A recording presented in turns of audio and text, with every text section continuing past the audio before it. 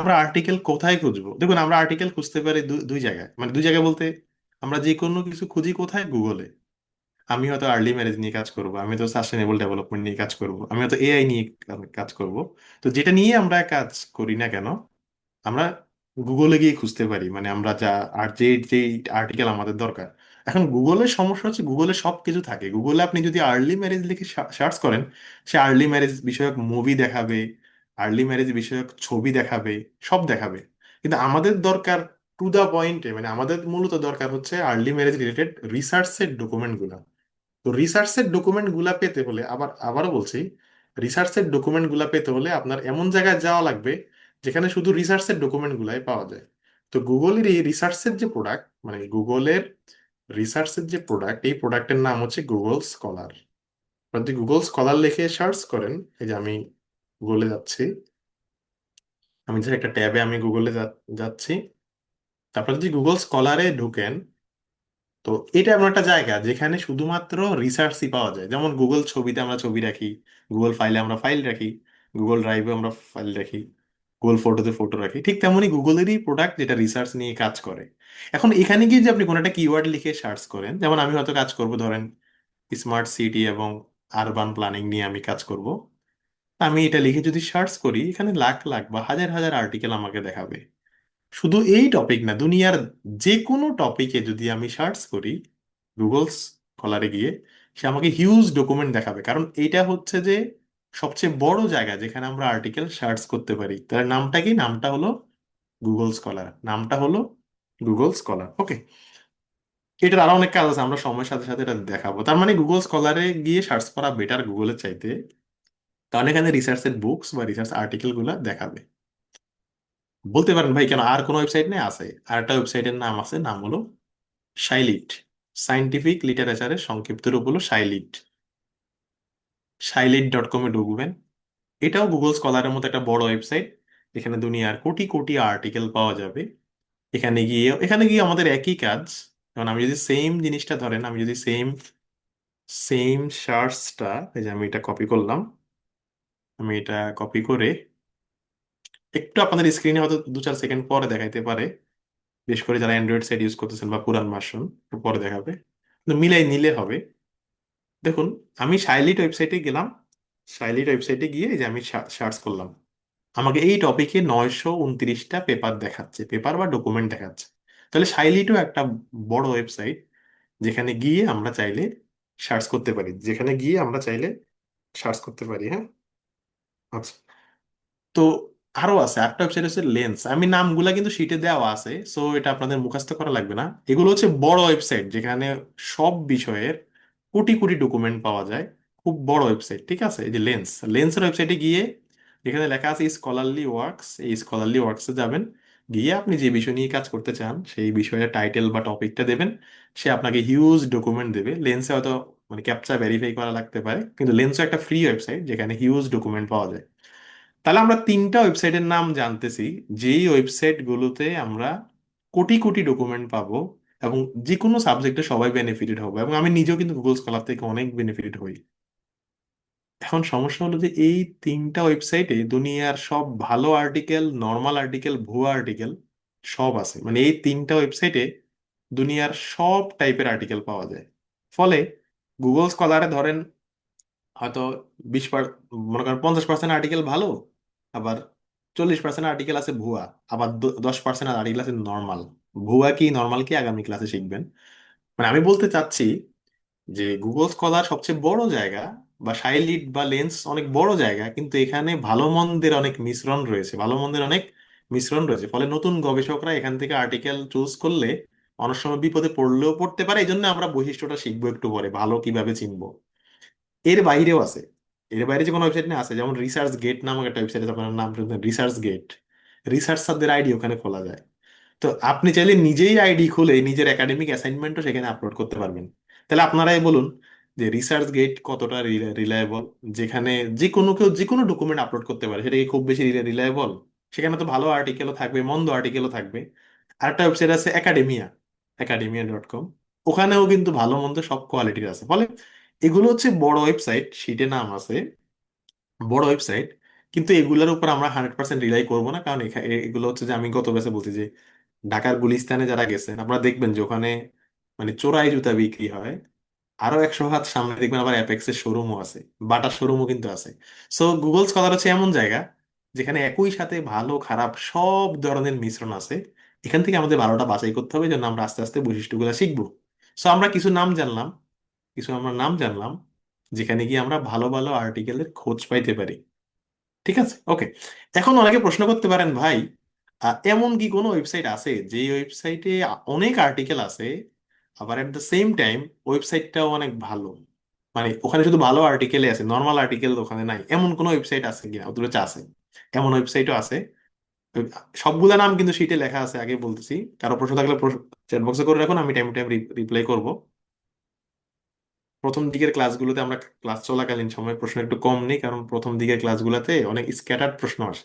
অনেকে এত প্রশ্ন করবে ভাই আমি অমুক সাবজেক্টের, এখন এই প্রশ্ন ক্লাসের মাঝখানে করলে কিন্তু হ্যাম্পার হবে, তাই আমরা প্রশ্নটা একটু পরে নিচ্ছি, আগে আমরা কন্টেন্ট শেষ করি। দেখুন, এই যে সায়েন্স ডিরেক্ট, আমি সায়েন্স ডিরেক্ট লিখে জাস্ট গুগলে সার্চ করলাম, তো সায়েন্স ডিরেক্টের আপনি ইয়েটা পেয়ে যাবেন। এরপর ওখানে ক্লিক করলে ভেতরে ঢুকবো। এখন দেখুন, এখানে হচ্ছে যে সব ব্যাকগ্রাউন্ডের আর্টিকেল পাওয়া যাবে। এট দ্য সেম টাইম এই আর্টিকেল সবগুলাই ভালো, মানে এখানকার আর্টিকেলের কোয়ালিটি ভালো। এখানে অ্যাটলিস্ট আর্টিকেলের মান নিয়ে আপনার চিন্তা করা লাগবে না। ঠিক আছে, সায়েন্স ডিরেক্টে গিয়ে আমি ধরেন ভার্চুয়াল রিয়েলিটি গেমস নিয়ে আমি কথা কাজ করব, আমি যদি সেটা লিখে সার্চ করি, মানে সায়েন্স ডিরেক্টে দেখেন এই যে হিউজ ডকুমেন্ট, কিন্তু সবগুলো ডকুমেন্ট ভালো এবং অনেক কাস্টমাইজ করা যায়। আমরা সেটা সময়ের সাথে সাথে দেখাবো। তো এটা একটা ওয়েবসাইট খুব মাথায় রাখবেন, সায়েন্স ডিরেক্ট খুব ভালো, মানে আমার খুব প্রিয় ওয়েবসাইট বলতে পারেন এটা। আরেকটা ওয়েবসাইট আছে সায়েন্স ডিরেক্টের মতোই, এটার নাম হলো DOAJ, directory of open access journal. এটার পূর্ণরূপ হলো, এটা সংক্ষিপ্ত রূপ হলো দোয়াজ। তো এই দোয়াজ, আপনারা দোয়াজ শব্দটা লিখে যদি গুগলে সার্চ করেন, দেখুন আমি গুগলে সার্চ করছি দোয়াজ লিখে। এরপর মানে বিষয়গুলো খুব ইজি, জাস্ট ওয়েবসাইটে ঢোকা। দোয়াজে ঢুকে এখানে আর্টিকেল ক্যাটাগরিতে যাবেন, আর্টিকেল। এরপর আপনি যে বিষয় নিয়ে কাজ করতে চান সেই বিষয় লিখে আপনি সার্চ করবেন। তো দোয়াজের ওয়েবসাইটেও যে আর্টিকেল গুলো আছে, এখানে দোয়াজের সংগ্রহশালা এতটা বিশাল না গুগল স্কলারের মতো বা সায়েন্স ডিরেক্টের মতো, কিন্তু দোয়াজের আর্টিকেল গুলো রিলায়েবল। মানে এখানকার আর্টিকেলের কোয়ালিটি নিয়ে কোনো মানে প্রবলেম নাই। ঠিক আছে, তাহলে দোয়াজও একটা পটেনশিয়াল ভালো জায়গা যেখান থেকে আমরা আর্টিকেল চুজ করতে পারি। হুম। তো এই গেল আমাদের দুটো ওয়েবসাইট যেখান থেকে আমরা এটা কিন্তু সব ব্যাকগ্রাউন্ডের জন্য, নট ব্যাকগ্রাউন্ড স্পেসিফিক, সব ব্যাকগ্রাউন্ডের জন্য এগুলা। এর বাইরে ওয়ার্ল্ড ওয়াইড দুইটা ব্যাকগ্রাউন্ডে রিসার্চ হয় সবচেয়ে বেশি, আপনারা জানেন, একটা হচ্ছে ইঞ্জিনিয়ারিং, একটা হচ্ছে হেলথ সায়েন্স। পুরা ওয়ার্ল্ড ওয়াইড যত রিসার্চ হয় এই দুইটা ব্যাকগ্রাউন্ডে হচ্ছে আমি বলবো যে মানে সিংহভাগ দখল করে নেয়। তো এই দুইটা ব্যাকগ্রাউন্ডের জন্য আবার আলাদা ওয়েবসাইট আছে। ইঞ্জিনিয়ারিং এর জন্য আছে আইইই explore, I explore dot org। আমি জাস্ট নামগুলা বলতেছি, এখানে গিয়ে আপনি যে কোনো বিষয় লিখে যদি সার্চ করেন তাহলে আপনাকে ওই বিষয়টা আমি একটু দেখাই দিচ্ছি। ধরেন আমি কথার কথা আমি, আচ্ছা, আইই এক্সপ্লোর এই ওয়েবসাইটে যাবেন। যাওয়ার পরে আপনি যে কিওয়ার্ড দিয়ে সার্চ করতে চান সার্চ করবেন, সে আপনাকে এই রিলেভেন্ট কনফারেন্স পেপার এবং জার্নাল আর্টিকেল এগুলো দেখাবে, এই যেগুলো দেখাবে। ঠিক আছে, অনেকে বলেন ভাই ডাউনলোড করবো কেমন, সেটা অন্য আলাপ, সেটা আমরা অন্য দিন করবো, ডাউনলোডের আলাপ। ঠিক আছে, তো এটা হলো ইঞ্জিনিয়ারিং ব্যাকগ্রাউন্ডের জন্য, ইঞ্জিনিয়ারিং বা অনেক ক্ষেত্রে পিওর সায়েন্সও কিছুটা কভার করবে। এই ব্যাকগ্রাউন্ড গুলোর জন্য এটা খুব মানে প্রেস্টিজিয়াস একটা ওয়েবসাইট, এবং এখানে প্রায় 67 লাখ আর্টিকেল আছে। আর অন্যদিকে হেলথ সায়েন্সের জন্য ওয়ার্ল্ড ওয়াইড সবচেয়ে বড় ওয়েবসাইট হলো পাবমেড। পাবমেডের আর্টিকেলের কোয়ালিটি অলমোস্ট ভালো, আপনার নাম হয়তো শুনে থাকবেন পাবমেড শব্দটা, এখানে অনেকে নাম শুনছেন। তো পাবমেডে গেলে হচ্ছে হেলথ সায়েন্স, হেলথ নার্সিং বা রিলেভেন্ট যে ব্যাকগ্রাউন্ড গুলো সেগুলোর আর্টিকেল এখানে পাবেন। এখানে গিয়ে আপনি যদি পাবমেড লিখে গুগলে সার্চ করেন আপনাকে পাবমেডের ওয়েবসাইটে নিয়ে যাবে। এরপর অ্যাডভান্স সার্চ, ওখানে ক্লিক করলেই আপনি বুঝবেন বাকিটা আপনার কি করতে হবে। সার্চ করার জায়গায় আপনাকে নিয়ে যাবে, এখানেও আপনি সার্চ করলে অনেক আর্টিকেল পাবেন, ওদের মিলিয়ন মিলিয়ন সংগ্রহশালা। তাহলে আমি যেটা বললাম যে ব্যাকগ্রাউন্ড স্পেসিফিকও কিন্তু কিছু ওয়েবসাইট আছে। এখন অনেকে বললেন যে ভাই আপনি ইঞ্জিনিয়ারিং দেখালেন, হেলথ সায়েন্স দেখালেন, তাহলে আমি সোশ্যাল সায়েন্স, আমার কি কিছু নাই? আছে। এগুলো গুগলে সার্চ করলেই, আপনি জাস্ট গুগলকে জিজ্ঞান বা চ্যাট জিপিটি কে জিজ্ঞান যে আমি সোশ্যাল সায়েন্সের আমার আর্টিকেল সার্চ করার জন্য আমার ব্যাকগ্রাউন্ড স্পেসিফিক বড় ডেটাবেস কোনটা, সে হয়তো বলবে যে আপনি এসএসআরএন এ খোঁজ করেন, আর অনেকগুলা নাম বলবে সে। তো এরকম সব ব্যাকগ্রাউন্ডেরই কিছু না কিছু এরকম ওয়েবসাইট আছে, এগুলো সার্চ করলে নামগুলা জানতে পারবেন। আমি জাস্ট বড় দুইটার নাম বললাম, আমাদের অনেক বেশি কন্টেন্ট তো সব শেষ করতে পারবো না বলে। তো যেটা বললাম যে এই ওয়েবসাইট গুলো আমাদের এই রিসার্চের জার্নিতে বলা যায় নিত্যদিনের সঙ্গী হবে। একজন প্রশ্ন করছেন হ্যান্ড নোট করবো কিনা, আমি মনে করি না করলেও চলবে, কারণ শিটে এগুলো একদম সব আছে। মানে আমি যে শিটের চেহারাটা একটু আপনাদেরকে দেখাই, দেখুন। একটু আগে আমরা যে নামগুলা বলছি, Google scholar, Scilit, lens, science direct, DOAJ, সব কিন্তু মানে শিটে কিন্তু আছে। সো আমি মনে করি না যে মানে নোট নেওয়াই লাগবে, এটা না নিলেও চলতেছে। ঠিক আছে।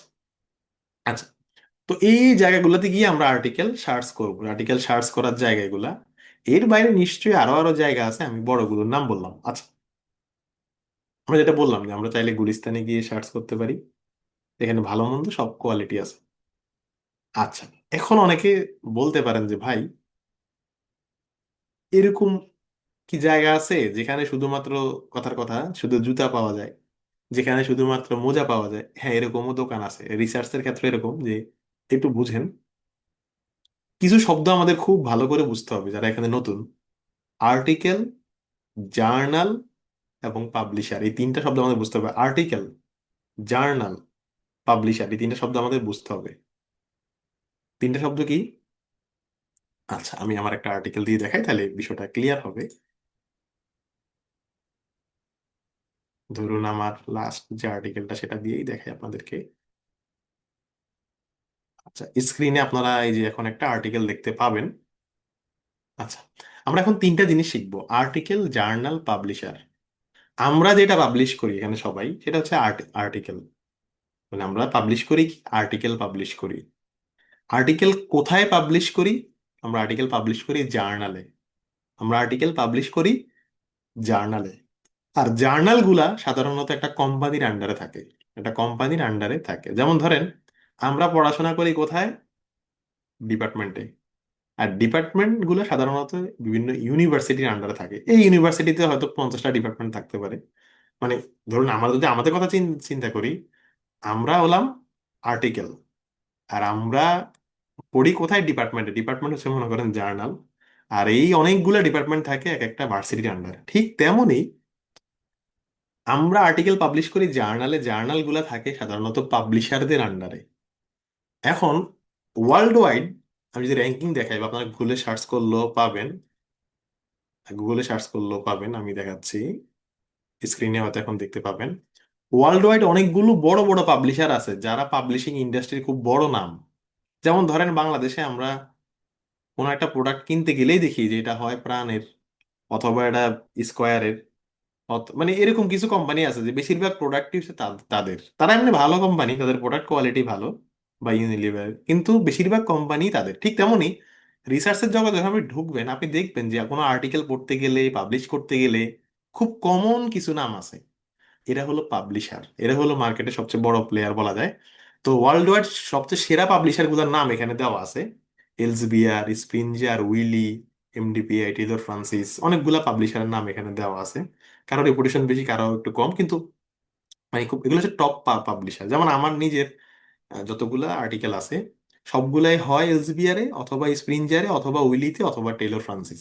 এর বাইরে কিন্তু আমার আর্টিকেল নেই। তো আমি যেটা বলছি, এখানে যারা হায়ার স্টাডি পারপাসে আর্টিকেল করবেন, আগামী ক্লাসে বুঝবেন যে নর্মাল আর্টিকেল বা ভুয়া আর্টিকেল কাকে বলে। আপনি নর্মাল 50টা আর্টিকেল করলেও অতটা লাভ হবে না যদি ভালো পাবলিশারের আন্ডারে করতে পারেন।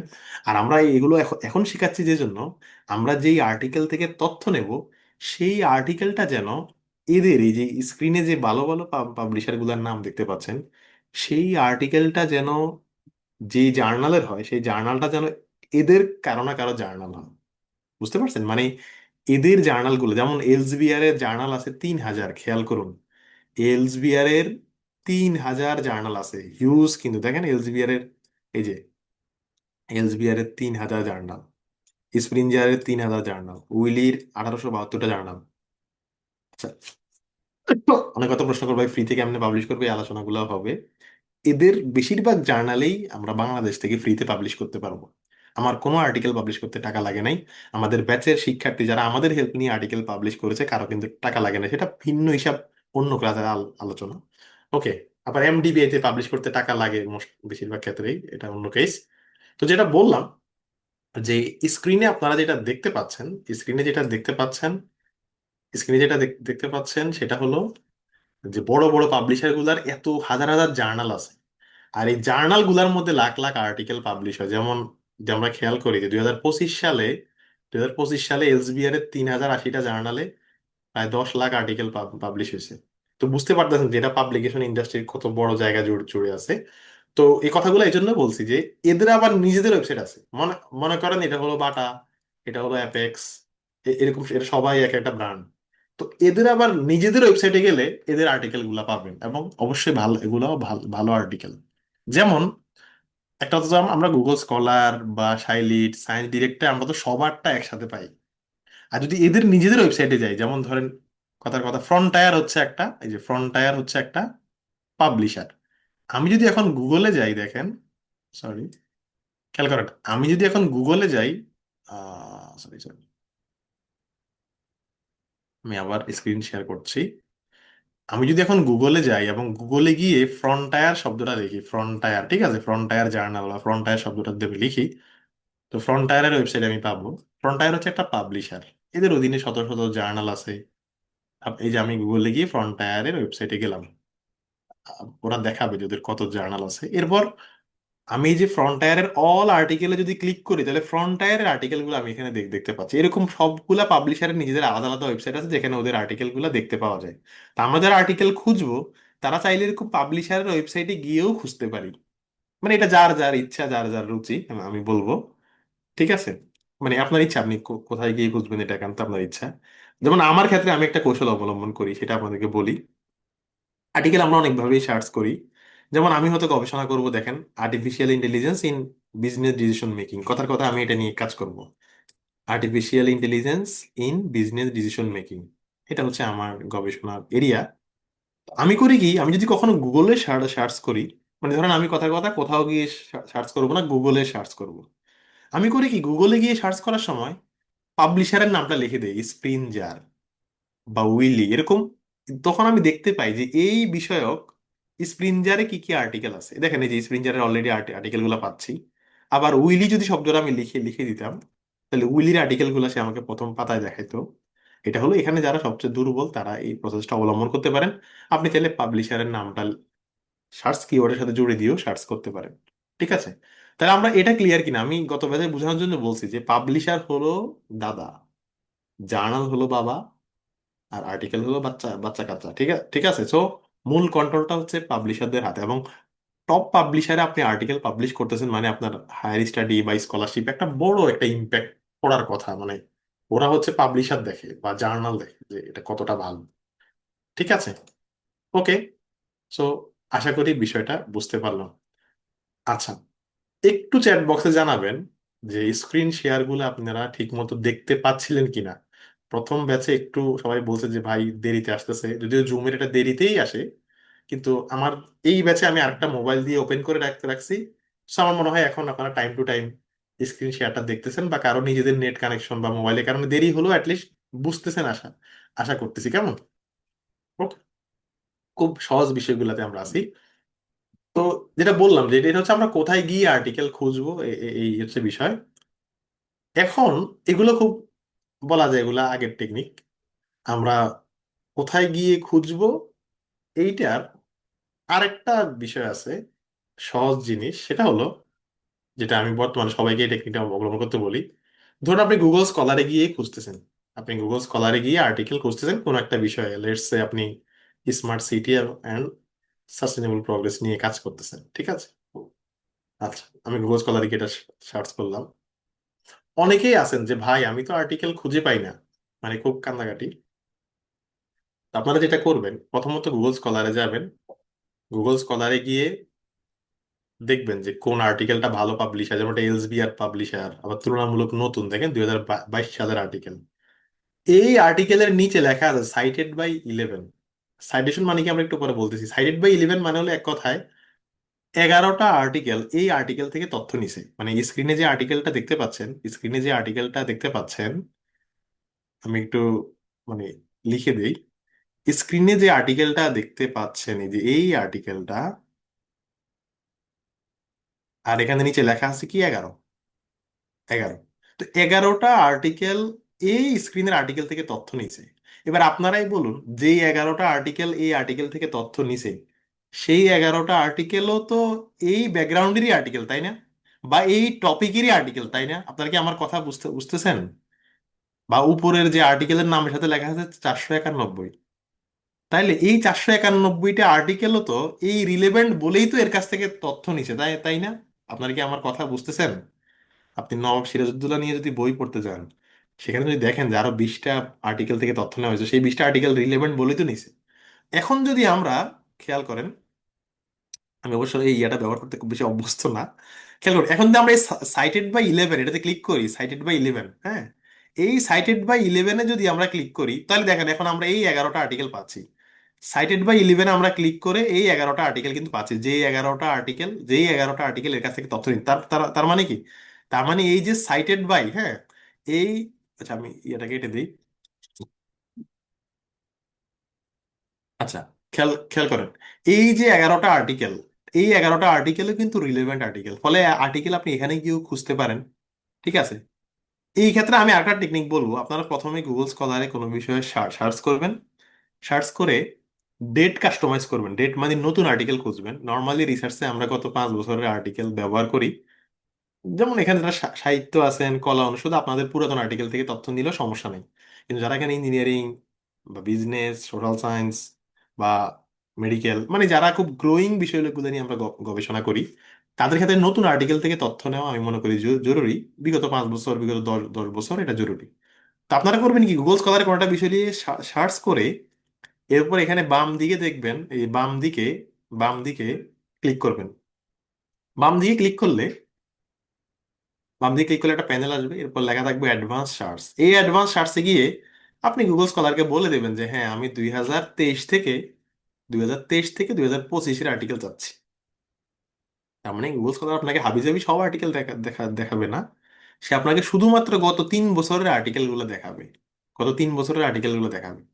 এইবার ধরেন আমি সাস্টেনেবল স্মার্ট সিটি নিয়ে আমি এই আর্টিকেল গুলা পেলাম, যেগুলো নতুন আর্টিকেল, নতুন এবং রিলেভেন্ট আর্টিকেল, এবং সাইটেড বাই, এখানে যদি আমি যাই, আরো অনেকগুলো আর্টিকেলের খোঁজ পাবো যারা এই রিলেভেন্ট কাজ করেছে, তাই না? দেখেন এখানে কিন্তু অনেকগুলো আর্টিকেলের খোঁজ আমরা পেয়ে গেছি। তো এটা একটা ভালো টেকনিক রিলেভেন্ট আর্টিকেল খোঁজার জন্য, বিশেষ করে যারা, আমি মনে করি যারা এখানে রিভিউ আর্টিকেল করবেন, আপনাদের জন্য এটা খুব কাজে লাগতে পারে। আর্টিকেল বাছাই করা এক একজনের এক এক টেকনিক, এটা কারোর সাথে কারোটা মিলবে না।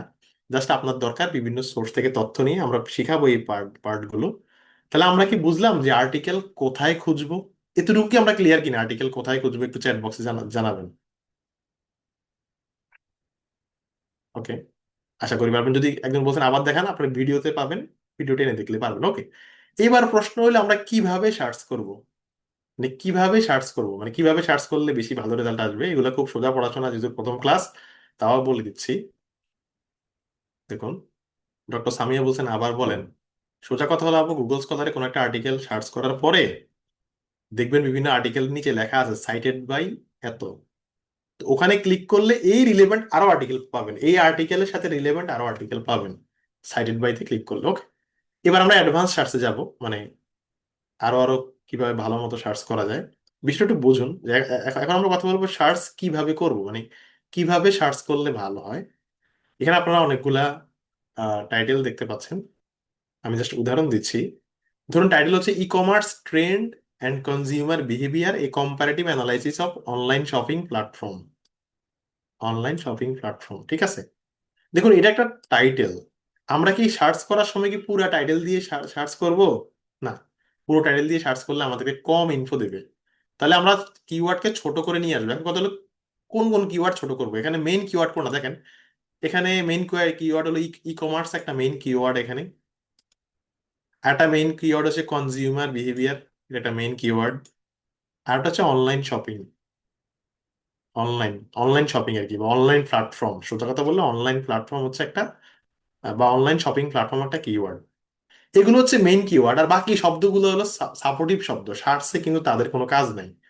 তো আপনি যখন সার্চ করবেন, কোথাও, তাহলে আমি হচ্ছে সার্চ করবো যে e commerce and consumer behaviour, বা আমি গুগলে সার্চ করব e commerce consumer behaviour in online shopping, ধরুন আমি এটা লিখে সার্চ সার্চ করবো। দেখেন আমরা কিভাবে টাইটেল থেকে আমরা কিওয়ার্ডটাকে ছোট করে নিয়ে আসি। আমি সার্চ করব ই কমার্স কনজিউমার বিহেভিয়ার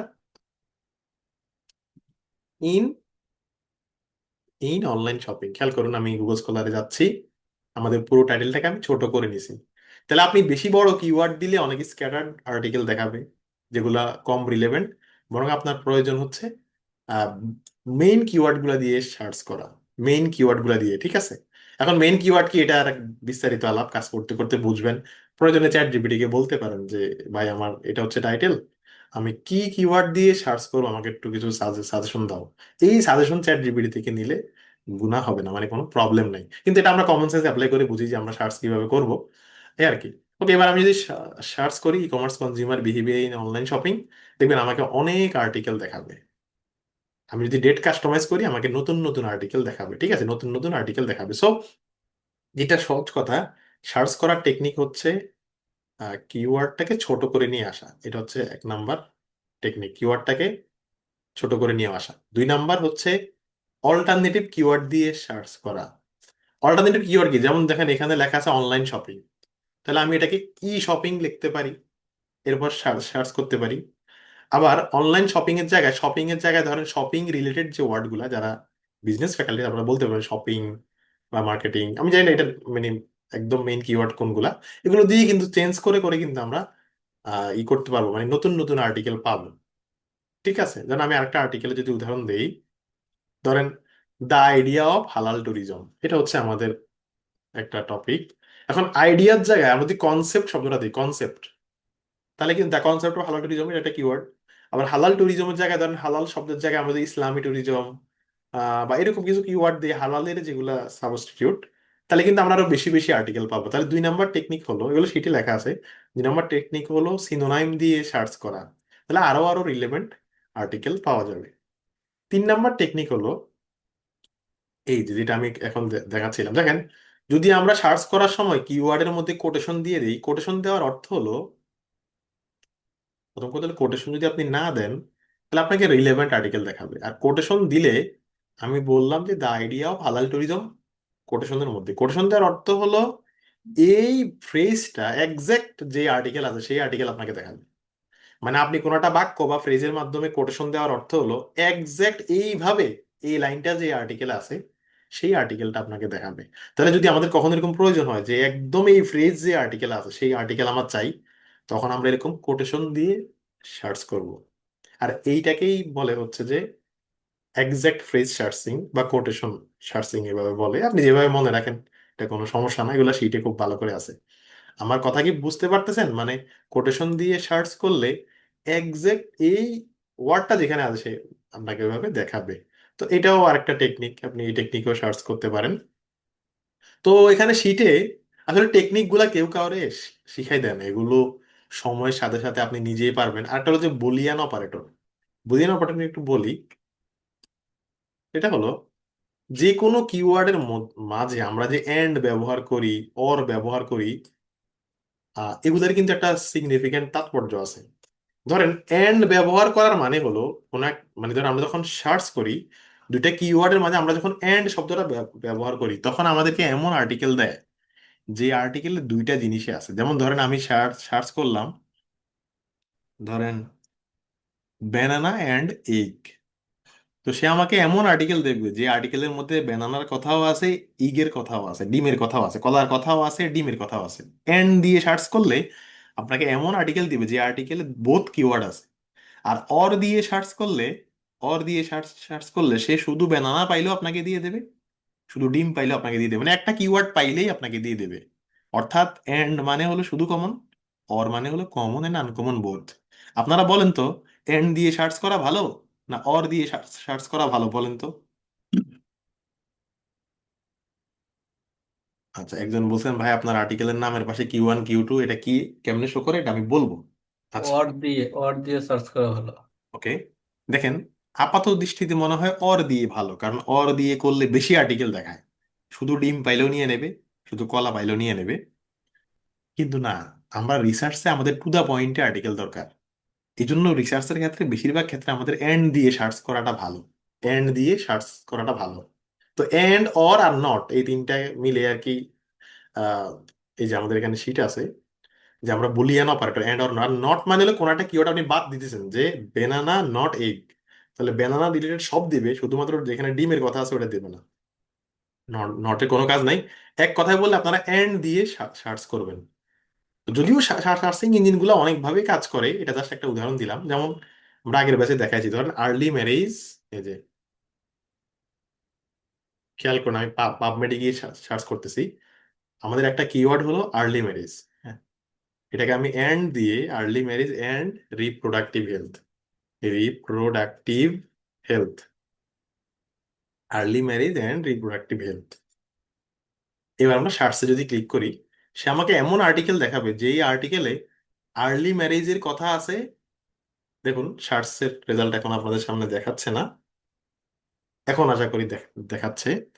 দেখুন, যেই আর্টিকেলে আর্লি ম্যারেজের কথা আছে, রিপ্রোডাক্টিভ হেলথের কথা আছে, সে আমাকে ওই আর্টিকেল দেখাচ্ছে। আবার বলছি, যেখানে আর্লি ম্যারেজের কথাও আছে, রিপ্রোডাক্টিভ হেলথের কথাও আছে। এই যে আর্লি ম্যারেজ, এই যে রিপ্রোডাক্টিভ হেলথ, ঠিক আছে, এই যে হেলথ, রিপ্রোডাক্টিভ হেলথ, আবার এই যে আর্লি ম্যারেজ, ওই আর্টিকেল দেখাচ্ছে।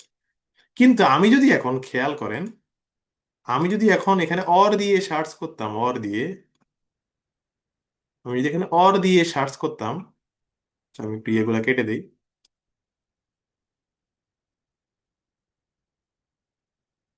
আচ্ছা, অর দিয়ে যদি সার্চ করি, দেখেন শুধু রিপ্রোডাক্টিভ হেলথের আর্টিকেল দিয়ে দিছে, শুধু রিপ্রোডাক্টিভ হেলথের আর্টিকেল দিয়ে দিছে। মানে অর দিয়ে সার্চ করলে সে যে কোনো একটা কিওয়ার্ড পেলে আপনাকে দিয়ে দেবে। অর দিয়ে সার্চ করলে যে কোনো একটা কিওয়ার্ড পেলে আপনাকে দিয়ে দিয়ে দেবে। সো এন্ড দিয়ে সার্চ করাটা বেটার, এটাই হচ্ছে আমার কথা। এই, আশা করি সার্চের এই নর্মাল বিষয়গুলো আস্তে আস্তে আপনারা আরো এক্সপার্ট হয়ে যাবেন। আরো অনেক কৌশল থাকতে পারে, আমি বলি যে এটাই মেইন কৌশল, যে যেভাবে আপনি আপনার পছন্দের আর্টিকেল খুঁজে পান। ওকে, এইবার আমরা ক্লাসের আরেকটা অংশে যাব, সেটা হলো এতক্ষণ আমরা শিখলাম যে কোথায় গিয়ে সার্চ করব, কিভাবে সার্চ করব। এতক্ষণ আমরা এগুলা নিয়ে কথা বলছি।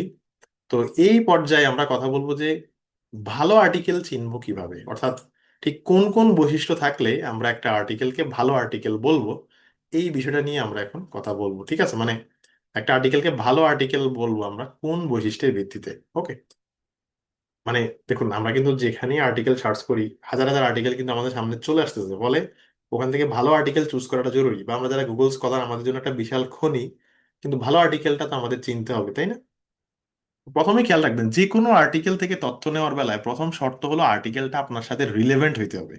রিলেভেন্ট না হইলে এই আর্টিকেল আপনার কোনো কাজে আসবে না। আবারও বলছি, রিলেভেন্ট না হইলে এই আর্টিকেল আপনার কোনো কাজে আসবে না, আপনি এটা আবার ডিলিট করে দেওয়া লাগবে, ঠিক আছে? এটা আপনার সামনের ক্লাসগুলো করলে বুঝবেন। তো যে কোনো আর্টিকেল, সেটা ফ্রি হোক কিংবা পেইড হোক, তার অ্যাবস্ট্রাক্ট বা সামারিটা, যে কোনো আর্টিকেলের টাইটেলের পরেই দেখবেন অ্যাবস্ট্রাক্ট নামক একটা পার্ট থাকে। আমি যদি প্র্যাকটিক্যালি দেখাই, খেয়াল করুন, স্ক্রিনে আপনারা আমার একটা আর্টিকেল দেখতে পাচ্ছেন বা পাবেন এখন, আপনাদের স্ক্রিনে একটু দেরি করে আসবে। তো এই আর্টিকেলটা ফ্রি হোক কিংবা পেইড হোক, এটার এই যে সামারি, এই অ্যাবস্ট্রাক্টটাকে বলে সামারি, সামারি পার্টটা ফ্রি থাকবে। তো যে কোনো আর্টিকেল আপনার গবেষণায় নেবেন কিনা এটা বিবেচনা করবেন ওই আর্টিকেলের টাইটেল এবং অ্যাবস্ট্রাক্ট পড়ে। যদি মনে হয় হ্যাঁ এটা আমার গবেষণার সাথে অনেকটাই যাচ্ছে, তাহলে এই আর্টিকেলটা চুজ করবেন, নাহলে কিন্তু চুজ করবেন না। তো একটা ভালো দিক হলো সার্চিং ইঞ্জিনগুলা রিলেভেন্ট আর্টিকেল গুলাই শুরুতে দেখায়। সো এটা অটোমেটিক আশা করি হয়ে যাবে। তবুও শিওর হয়ে নেবেন যে এই আর্টিকেলটা আপনার সাথে যায় কিনা। এখন এই যায় কিনা এটা বলতে কি বোঝায়, এটা বুঝতে আপনাদের আরো অনেক ক্লাস লাগবে।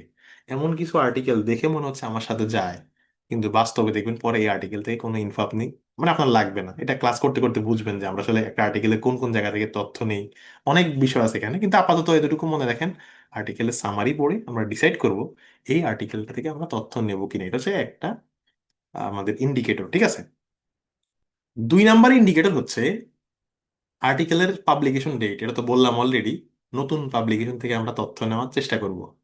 আমি গতদিন জাহাঙ্গীরনগর ইউনিভার্সিটি রিসার্চ সোসাইটির একটা সেশন নিয়েছি, ওখানে আমি একদম প্র্যাকটিক্যালি দেখিয়েছি, একদম আমার পেপার সাবমিশন থেকে, যে আমরা যখন পেপার জার্নালে জমা দেই, তখন হচ্ছে জার্নাল তাদের যে সাবমিশন সিস্টেম, সেই সাবমিশন সিস্টেম একটা রিপোর্ট জেনারেট করে, যে আমি যে 40 জায়গা থেকে তথ্য নিয়েছি সেখানকার সালের অ্যাভারেজ কত। যে 40 জায়গা থেকে আমি তথ্য নিছি সেখানকার রেফারেন্সের সাইটেশন কত, একটু পরে সাইটেশন নিয়ে আলোচনা করতেছি, মানে আমরা যে রেফারেন্স গুলা করতেছি সেগুলোর কোয়ালিটি ওরা দেখে। ফলে এই ক্ষুদ্র থেকে ক্ষুদ্র বিষয়গুলো কিন্তু গুরুত্বপূর্ণ হয়ে ওঠে ভালো জার্নালে পাবলিশ করার ক্ষেত্রে।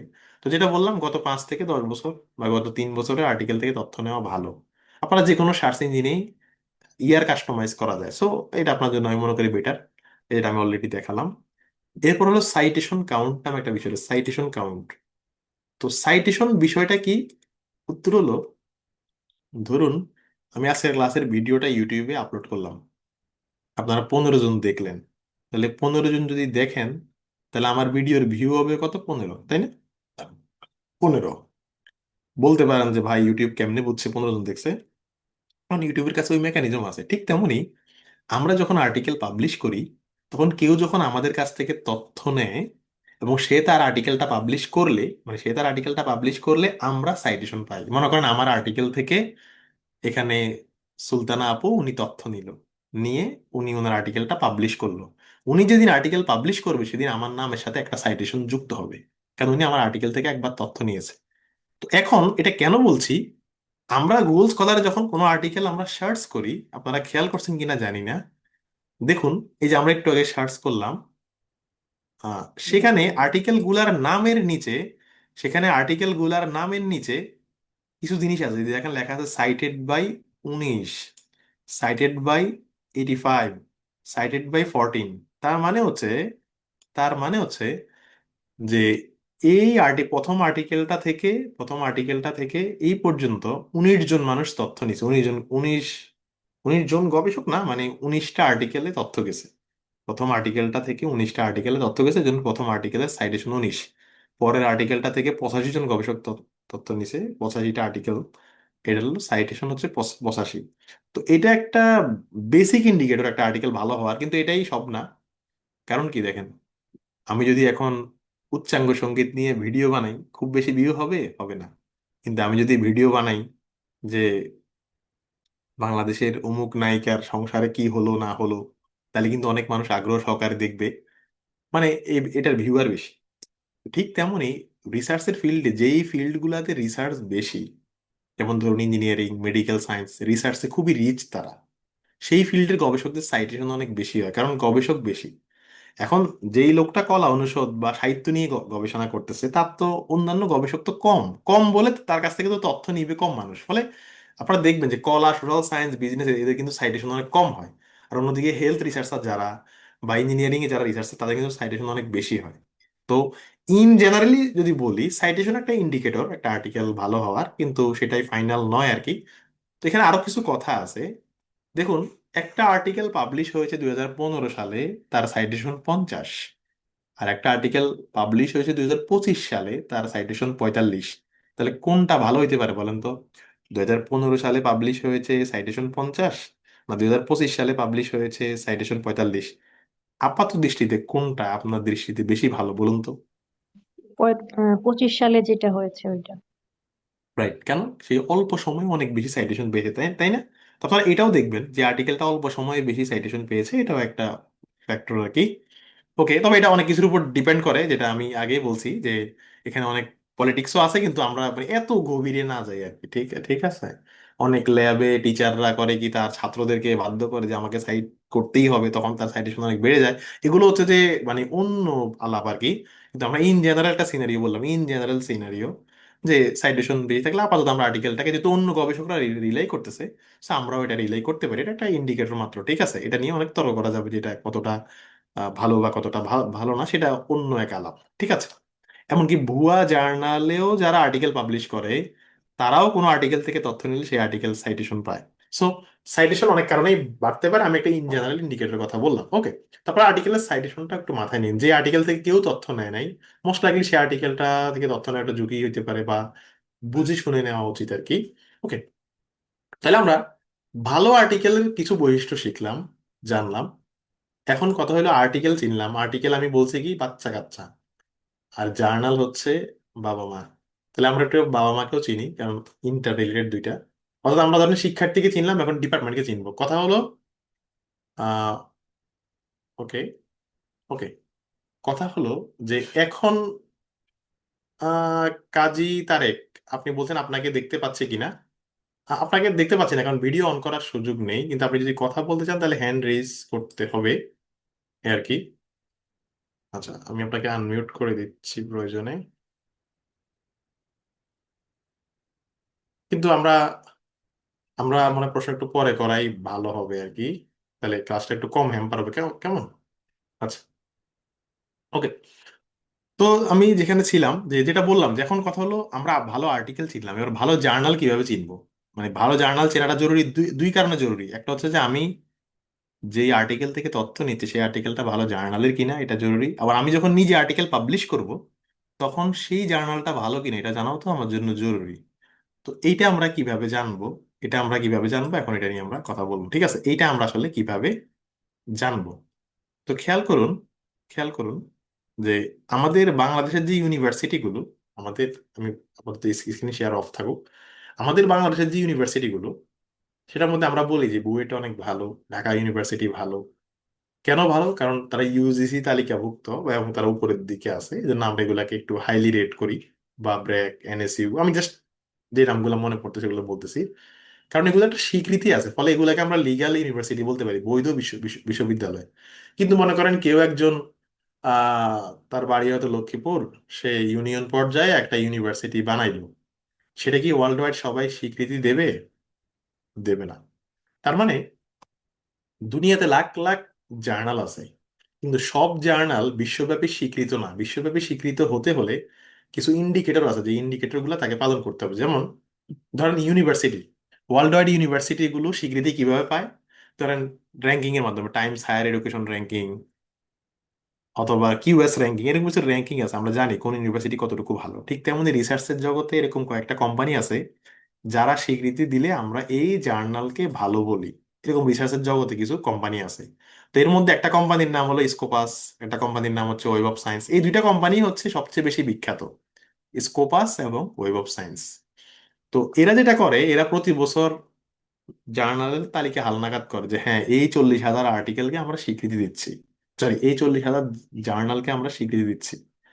এরকম স্কোপাস এবং ওয়েব অফ সায়েন্স নামে দুইটা কোম্পানি, এরাই ওয়ার্ল্ড ওয়াইড সবচেয়ে বেশি জনপ্রিয়, ঠিক আছে? স্কোপাস এবং ওয়েব অফ সায়েন্স। তার মানে আপনি যখন কোনো একটা আর্টিকেল নিজে পাবলিশ করবেন, আপনি অবশ্যই স্কোপাসের ওয়েবসাইটে গিয়ে দেখবেন যে আহ, এইটা আসলে স্কোপাস একে স্বীকৃতি দেয় কিনা। স্কোপাস স্বীকৃতি দিলে এটার একটা ওয়ার্ল্ড ওয়াইড স্বীকৃতি তৈরি হয়। বা ওয়েব অফ সায়েন্স, এর বাইরে বিজনেস ফ্যাকাল্টির জন্য আছে এবিডিসি, অস্ট্রেলিয়ান বিজনেস ডিন কাউন্সিলের স্বীকৃতি। এগুলো গুগলে সার্চ করলে পাবেন। এটাকে বলে ইন্ডেক্সিং, মানে এই জার্নালটা কার তালিকায় আছে সেটার উপর জার্নালের প্রেস্টিজ নির্ভর করে। যদি সেটা স্কোপাস বা ওয়েব অফ সায়েন্সের তালিকা থাকে, এটা আমরা খুব প্রেস্টিজিয়াস বলে মনে করি। দুইটা তালিকায় কাছাকাছি। ওকে।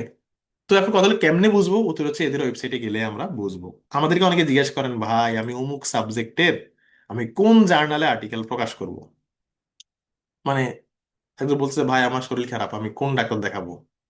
উত্তর হচ্ছে আপনার শরীর খারাপ ক্যাটাগরি অনুযায়ী আপনি সেই ক্যাটাগরির ডাক্তার দেখাবেন। ঠিক তেমনই দেখুন, আমি বললাম যে স্কোপাস নামক কোম্পানি, তো আমরা গুগলে যাচ্ছি, গুগলে গেলাম, স্কোপাস শব্দটা লিখে সার্চ করলাম, গুগলে গিয়ে স্কোপাস শব্দ লিখে সার্চ করলাম, এরপর স্কোপাসের ওয়েবসাইটে ঢুকলাম। ফ্রি অ্যাকাউন্ট দিয়ে ঢুকতে পারবেন, মানে স্কোপাসের ফ্রি অ্যাকাউন্ট দিয়েই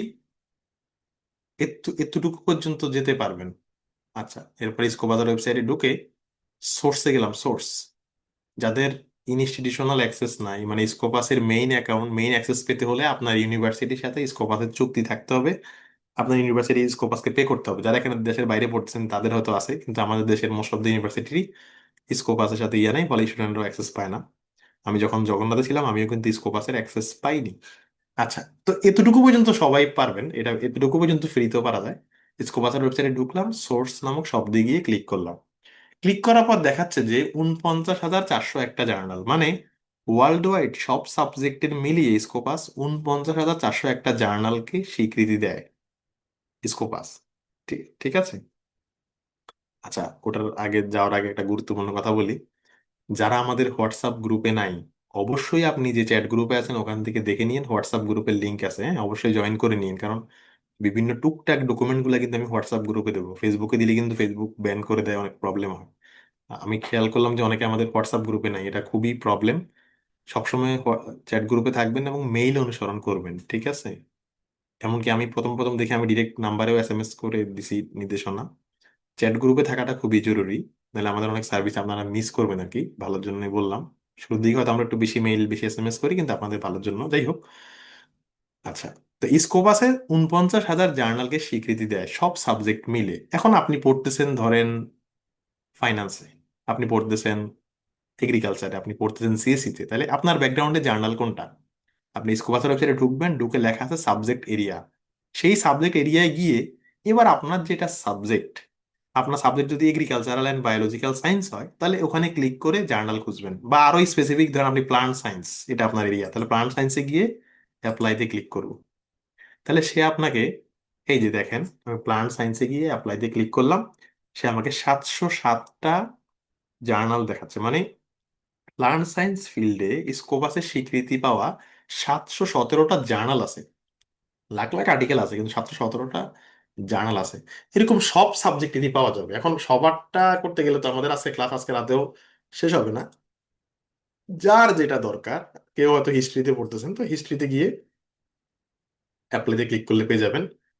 নতুন করে সার্চ করার সময় অবশ্যই আগেরটা কিন্তু ক্রস করে দিয়েন, নাহলে আবার আসবে না। স্কোপাস যাবেন, সাবজেক্ট এরিয়া, এবার আপনার যে সাবজেক্ট সেটা দেবেন আর কি। এই যে বায়োকেমিস্ট্রি, জেনেটিক্স, মলিকুলার বায়োলজি, এই ফিল্ডে কিন্তু হিউজ জার্নাল পাবেন, প্রায় 3,421টা জার্নাল। তো সবারটাই আসবে। আমি আবার বলছি, প্রসেসটা দেখা জরুরি। আপনি নিজেটা নিজেই বের করতে পারবেন, ঠিক আছে? এখানে আপনি জানেন যে কম্পিউটার সায়েন্সে সবচেয়ে বেশি জার্নাল মেবি। এগুলো অনেক মানে প্রতিষ্ঠিত ফিল্ড, যেমন ইঞ্জিনিয়ারিং এর ফিল্ডটা অনেক প্রতিষ্ঠিত। সো এখানে অনেক বেশি জার্নাল পাবেন আর কি, ঠিক আছে? 6,000 জার্নাল আছে এদের। তো এরকম প্রত্যেকটা ফিল্ডেরই জার্নাল আছে, আমরা আলাদা আলাদা নাম না লিখি, এ আর কি। ওকে। আহ আচ্ছা, একজন বলছেন জার্নাল এবং আর্টিকেলের ডিফারেন্স কি। আমরা আর্টিকেল প্রকাশ করি জার্নালে, আশা করি ডিফারেন্সটা বুঝতে পারছেন। তো এরকম সবাই নিজ নিজ সাবজেক্টের জার্নাল এখানে খুঁজে পাবেন। তাইলে আপনি যে জার্নালে পাবলিশ করবেন বা যেই জার্নালদের আর্টিকেল থেকে তথ্য নেবেন, সেটা স্কোপাস বা ওয়েব অফ সায়েন্স, এদের তালিকাভুক্ত হওয়াটা আমি আমি মনে করি জরুরি। অত বাধ্যতামূলক না, কিন্তু আমি মনে করি জরুরি, কারণ তাহলে আর্টিকেলের একটা কোয়ালিটি থাকে। আমরা আগামী ক্লাসে নর্মাল জার্নাল কি ভুয়া কি এগুলো আগামী ক্লাসে পড়বো। আর ওয়েব অফ সায়েন্সেরটাও এই যে ওয়েব অফ সায়েন্স জার্নাল লিখে সার্চ করলেই পাবেন। এটাও ফ্রি না, মানে ফ্রি, খুব লিমিটেড জার্নাল নাম সার্চ করতে পারবেন, কিন্তু মানে ফুল অ্যাক্সেস পাইতে হলে আপনার লাগবে আর কি, এদের অ্যাক্সেস লাগবে, ঠিক আছে, ঠিক আছে। তো এখানে গিয়েও আপনি সার্চ করতে পারবেন। এই যে web of science master journal list, এটা লিখে সার্চ করলেই আপনি গুগলে যাবেন, web of science master journal list লিখে সার্চ করবেন। এরপর দেখবেন এখানে সোশ্যাল সায়েন্স, কলা, business, life science, physical science, অনেকগুলা সাবজেক্ট এখানে আছে। সো আপনারা এখান থেকে পারবেন, নাম বলে দিছি, এটা পারা খুব বেশি কঠিন না, ঠিক আছে? তো স্কোপাস এবং ওয়েব অফ সায়েন্স যে কোনো একটা স্বীকৃতি আমি মনে করি খুব জরুরি, এটা মাথায় রেখে এটাকে বলে ইন্ডেক্সিং, তালিকাভুক্তি। এখন অনেক জার্নালে দেখবেন লিখে রাখে যে আমাদের ইন্ডেক্সিং হলো গুগল স্কলার, মানে গুগল স্কলার আমাদেরকে স্বীকৃতি দেয়। কিন্তু বাস্তবে গুগল স্কলারের নিজেরই 100% স্বীকৃতি নাই, কারণ গুগল স্কলারে কিন্তু ভুয়া ভালো সব আর্টিকেল পাওয়া যায়। সো এই দুটো স্বীকৃতি একটু জরুরি আর কি। তো এটা একটু এনশিওর করে নেবেন, এটাকে বলে ইন্ডেক্সিং।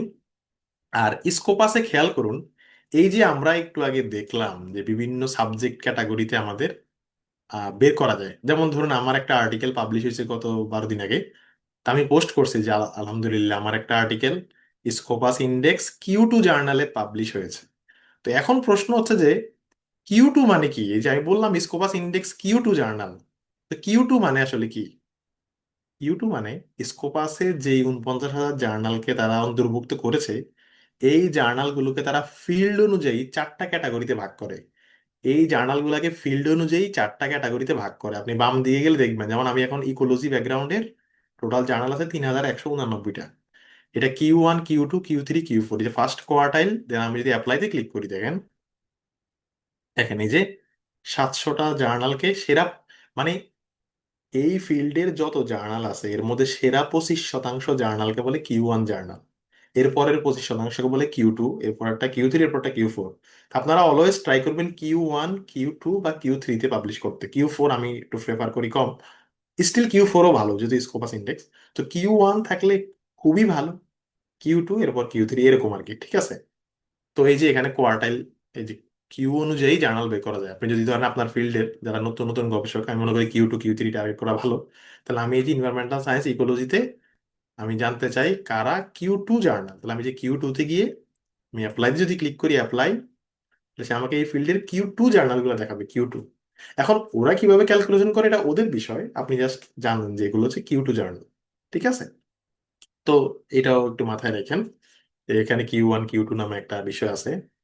এরপর জার্নালগুলোর নামের সামনে অনেক সময় ইয়া লেখা থাকে সাইড স্কোর, যেমন এখানে লেখা আছে সাইড স্কোর 7.4, বা এই যে সাইড স্কোর 6.5, সাইড স্কোর 6.5। এগুলা মানে কি? এগুলা মানে আমাদের না জানলেও চলবে, তাও একটু জেনে জেনে রাখি যদি আমরা রিসার্চের লোক। সাইট স্কোর এবং ইম্প্যাক্ট ফ্যাক্টর নামে দুইটা কনসেপ্ট আছে। ওয়েব অফ সায়েন্স জার্নালগুলোকে ইম্প্যাক্ট ফ্যাক্টর দেয়, আর স্কোপাস জার্নালগুলোকে সাইট স্কোর দেয়। যেমন আমরা কিউএস র্যাঙ্কিং এ দেখি না যে বিভিন্ন ভার্সিটির রেটিং কত, বা এখানে যারা ক্রিকেট খেলা দেখেন আপনারা দেখবেন যে র্যাঙ্কিং যখন দেয়, যে হ্যাঁ বিরাট কোহলি, তার রেটিং হচ্ছে 915, এরপরে সেকেন্ডে আছে কি স্টিভেন স্মিথ, তার রেটিং হলো 878, এরকম রেটিং দেয়। ঠিক তেমনি জার্নালগুলোর কিছু রেটিং আছে, একটা হলো যে সাইট স্কোর। এটা কিভাবে আসে বললে একটু আপনার কাছে জটিল লাগবে। সাইট স্কোর মানে একটা জার্নালে পাবলিশ হওয়া আর্টিকেলগুলো গড়ে গত 3 বছরে কত সাইটেশন পাইছে, আবার বলছি, গড়ে গত 3 বছরে কত সাইটেশন পাইছে, এটাকে বলে ওই জার্নালের সাইট স্কোর। আর 2 বছরের হিসাব করলে এটাকে বলে ইম্প্যাক্ট ফ্যাক্টর আর কি। তো এগুলো আপনাদের বের করা লাগবে না, আপনারা এখান থেকে দেখে নিয়ে নর্মালি সোশ্যাল সায়েন্স কলা এসব ফিল্ডে ইম্প্যাক্ট ফ্যাক্টর 1-এর উপর হইলে আমি মনে করি অনেক ভালো। আর ইঞ্জিনিয়ারিং মেডিকেল সায়েন্স এসব ফিল্ডে 2-এর উপর হইলে আমি মনে করি অনেক ভালো। কিন্তু এটা আসলে জাস্ট অ্যাজাম্পশন, এটা নির্ভর করবো ওই ফিল্ডের উপর। মানে এটা ইম্প্যাক্ট ফ্যাক্টর সাইড স্কোর থাকা মানেই ভালো, কারণ এগুলা দেয়ই হচ্ছে ভালো জার্নালকে। এর মধ্যে যত বেশি হবে তত ভালো। যেমন আপনারা জানেন যে নেচার নামক একটা পাবলিশার আছে, নেচারের জার্নালগুলো হচ্ছে ওয়ার্ল্ড ওয়াইড সবচেয়ে প্রেস্টিজিয়াস। যারা এখানে ইঞ্জিনিয়ারিং আছেন, পিউর সায়েন্সের আছেন, আবার যারা এখানে হেলথ সায়েন্সের আছেন, আপনার ল্যান্ডসেটের নাম শুনছেন, এগুলার ইম্প্যাক্ট ফ্যাক্টর দেখলে মানে আপনার চোখ মুখ এরকম হয়ে যাবে, ঠিক আছে? তো যাই হোক, আমি বললাম যে এগুলো জাস্ট মাথায় রাখা। এগুলো আমাদের হয়তো এতটাও, মানে যেটা বললাম আদার ব্যাপারই এখন আমরা আছি, এখন আপাতত যাদের খবর না না নেই, কিন্তু এগুলো আমাদের জানতে হবে, এগুলা বারবার আসবে পুরো রিসার্চ জার্নিতে, এই শব্দগুলো অনেকবার আমরা শুনবো, ঠিক আছে? ওকে, যাই হোক, তো এটাকে বলে আর কি Q1 Q2 এবং সাইট স্কোরের আলাপ। তবুও কোন একটা জার্নাল ধরেন, এই জার্নালের নাম হচ্ছে ওয়াস্ট অ্যান্ড বায়োমাস, এটা, বা জার্নালের নাম হচ্ছে গ্রোথ অ্যান্ড চেঞ্জ, এটা হলো জার্নালের নাম। তো এই জার্নালের নাম লিখে যদি আপনি গুগলেও সার্চ করেন, জাস্ট একটা জার্নালের নাম লিখে গুগলে যদি সার্চ করেন, সীমাগো নামক, এই যে সীমাগো নামক একটা ওয়েবসাইট আছে, সীমাগো। এই সীমাগো ওয়েবসাইটে দুনিয়ার সব জার্নালের নাম, পরিচয়, র্যাঙ্কিং এগুলো পাওয়া যায়। যে কোনো জার্নালের নাম নাম লিখে এই যে সীমাগোর ওয়েবসাইটে ঢুকলেই নিচে গেলে দেখবেন ওই জার্নালকে Q1 না Q2 এটা দেখা যায়, যে হলুদ কালার হলে Q2, আর একটু লাল হলে, বা এটা কি কালার বলা যায় এটাকে, বেশি Q3। তো এই জার্নালটা বর্তমানে Q3 ক্যাটাগরিতে আছে। তবে সীমাগো, এই সীমাগো কিন্তু এই স্কোপাস থেকে ডেটা নিয়ে এই র্যাঙ্কিং গুলা করে। তো আপনার তাহলে সীমাগো ওয়েবসাইট দেখতে পারেন। আর সীমাগো ওয়েবসাইটটা একটু মজার, কারণ এখানে আরো যাবতীয় র্যাঙ্কিং গুলা পাবেন। আপনার যদি মন চায় যে বর্তমানে ওয়ার্ল্ড ওয়াইড কোন দেশ গবেষণায় সবচেয়ে বেশি আগায় আছে, আপনি এই সীমাগো ওয়েবসাইটে গেলে এখানে দেখবেন ইনস্টিটিউশন র্যাঙ্কিং আছে, আমাদের দেশে কোনটা 1 নাম্বার আছে, ওয়ার্ল্ড ওয়াইড কোনটা আছে, এগুলো আসলে অবসর সময় বসে আমরা দেখতে পারি, ঠিক আছে?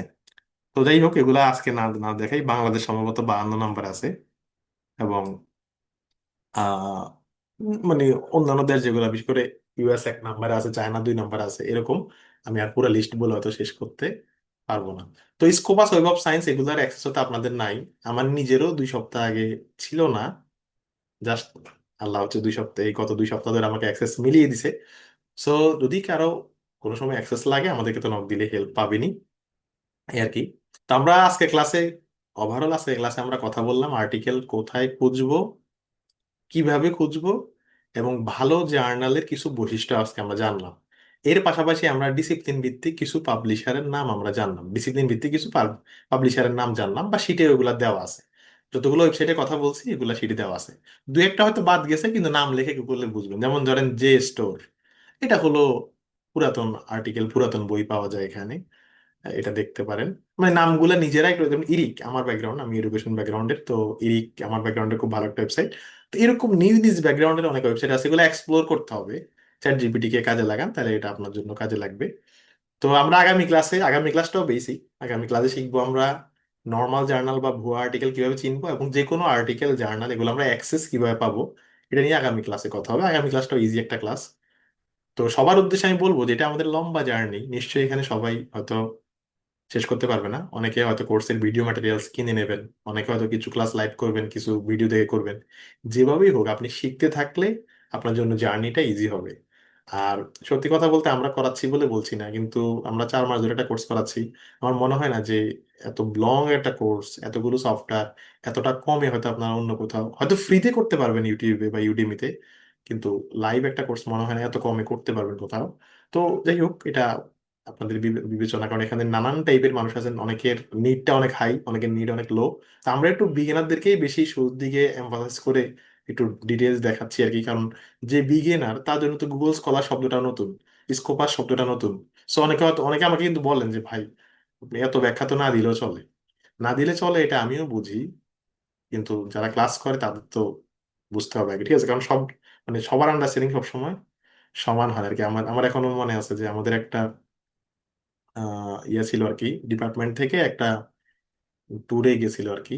তখন স্যার বলছে আর কি যে ছেলেরা অবশ্যই রাত 10টার মধ্যে চলে চলে আসবে, আর মেয়েরা অবশ্যই 8টার মধ্যে চলে আসবে। পরে একটা মেয়ে বলছে কি, স্যার আপনি ছেলেদেরকে বললেন এই টাইম আর মেয়েদেরকে বললেন এই টাইম। তো পরে স্যার বলছে যে মানে ওখানকার যে আজে বাজে ছেলে পেলে আছে এলাকার, তো বললো যে মানে ওই মেয়েটা বললো কি, স্যার আমরা জেন্ডার এডুকেশন পড়ে তাহলে কি শিখলাম? তো স্যার বলছে জেন্ডার এডুকেশন আমরা পড়ছি, কিন্তু যারা আজে বাজে ছেলে, এলাকার ছেলে পেলে, তারা তো পড়ে নাই। তো ঠিক তেমনই এখানে আমরা অনেকেই হয়তো টুকটাক অনেকগুলা বিষয় জানি, কিন্তু সবাই নিশ্চয়ই জানি না।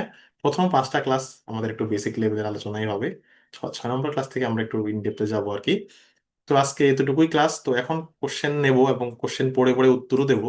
তো কোশ্চেনের বিষয়ে বলি, প্রথম সেশনে আমাদের যে কোশ্চেনগুলো এসেছে তার মধ্যে 30% ছিল আজকের ক্লাস রিলেটেড, বাকি 70% ছিল ভাই আমি অমুক সাবজেক্টের এই, ভাই আমি হায়ার স্টাডিতে যাব, আমার এই প্রশ্ন। দেখুন, আমাদের কিন্তু প্রত্যেকটা ক্লাসের টপিক কিন্তু আলাদা। আপনি যদি আজকে রেফারেন্সিং এর কোশ্চেন করেন, অন্য কেউ এটা বুঝবে না। আজকে যদি পাবলিকেশনের প্রশ্ন করেন, অন্য কেউ কিন্তু এটা বুঝবে না। আমি হয়তো রিপ্লাই দেবো, কিন্তু অনেকের জন্য বিরক্তিকর কারণ হবে। তা আগামী ক্লাসগুলো থেকে আপনারা অবশ্যই যেদিন যেই ক্লাস হবে ওই ক্লাস রিলেটেড প্রশ্ন করবেন। হ্যাঁ, প্রথম 2-3টা ক্লাসে সবার অনেক এলোমেলো প্রশ্ন আসে, যেহেতু শুরুর দিকে অনেকে বুঝি না যে কি প্রশ্ন করব। কিন্তু একটা ক্লাস পরিচালনার স্বার্থে প্রথম সেশনে কিন্তু হিউজ ডাইভার্সিফাইড কোশ্চেন ছিল। তো এটা আমি মনে করি অনেকের জন্য বিরক্তি লাগবে। আপনি হয়তো বলবেন যে ভাই আমি অমুক সাবজেক্টের, আমার রেজাল্ট কম, আমি অমুক দেশে স্কলারশিপ পাবো কিনা, এটার উত্তরটা শুধু আপনারই দরকার, সবার দরকার নেই। তো এই টাইপের প্রশ্ন বাদ দিয়ে আজকের ক্লাস রিলেটেড যদি কারো কোনো প্রশ্ন থাকে হ্যান্ড রেজ করবেন বা চ্যাট বক্সে জানাবেন। ইন দ্য মিন টাইম আমি নিজেও চ্যাট বক্স থেকে প্রশ্নগুলো কভার করব।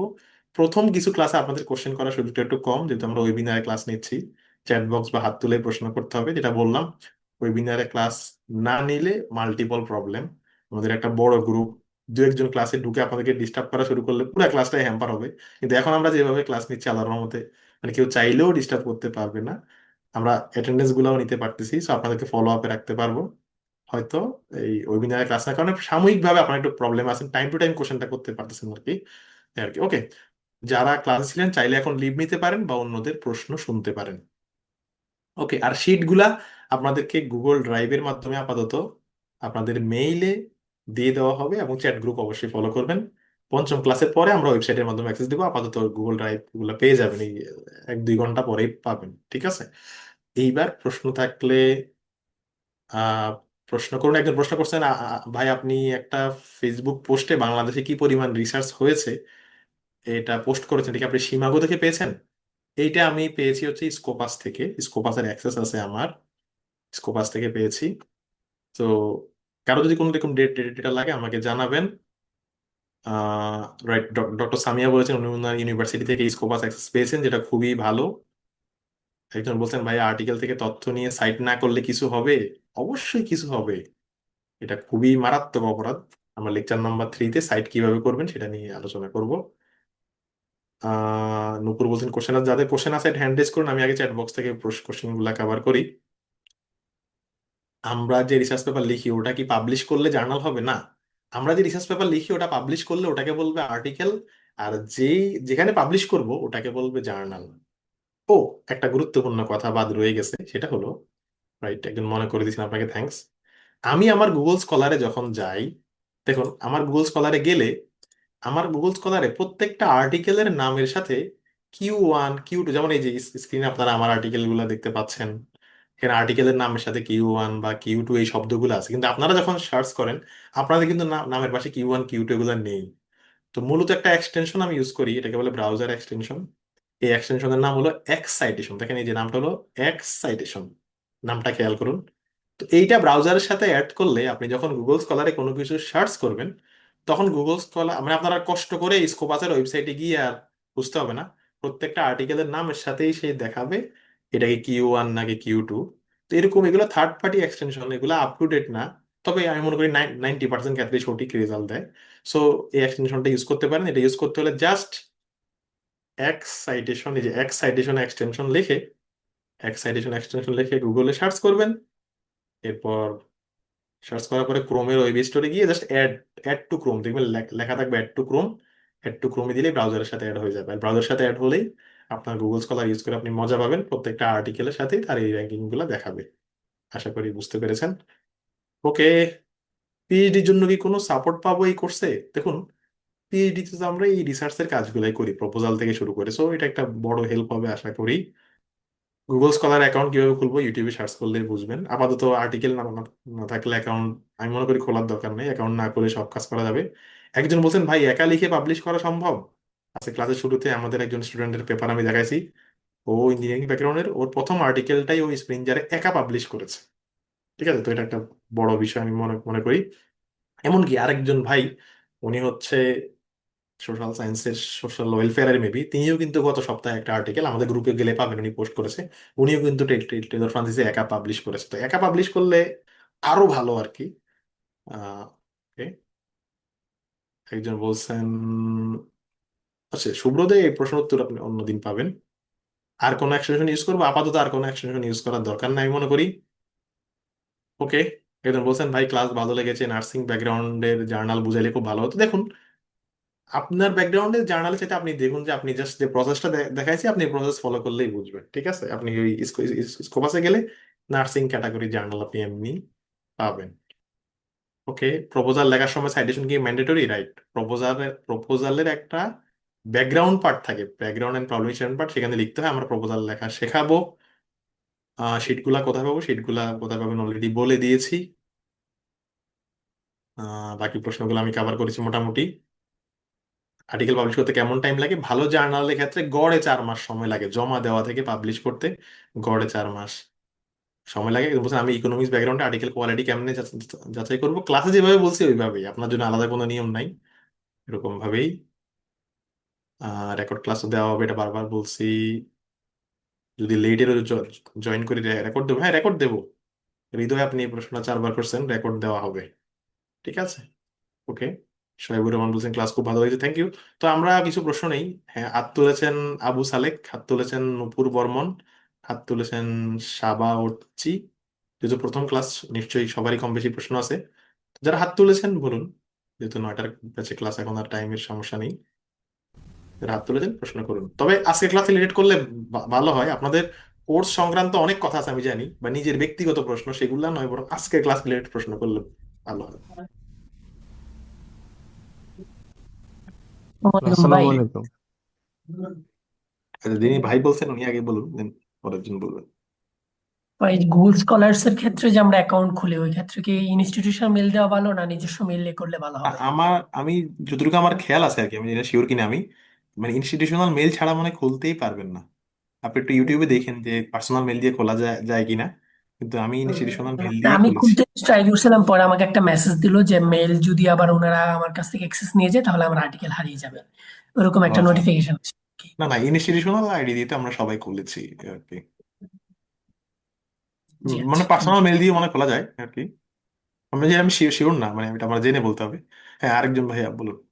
হ্যাঁ ভাইয়া। আচ্ছা, আমি বলতেছি। আচ্ছা, ভাইয়া বলার পর আপু বলবেন। বা- হ্যাঁ। আমি লিটারেচার স্টুডেন্ট, ইংলিশ আচ্ছা, লিটারেচার। এখন আমি কি সোশ্যাল প্রবলেমের উপর লেখাটা ভালো হবে না লিটারেচারের করতে উপর পারবেন। লেখাটা ভালো হবে?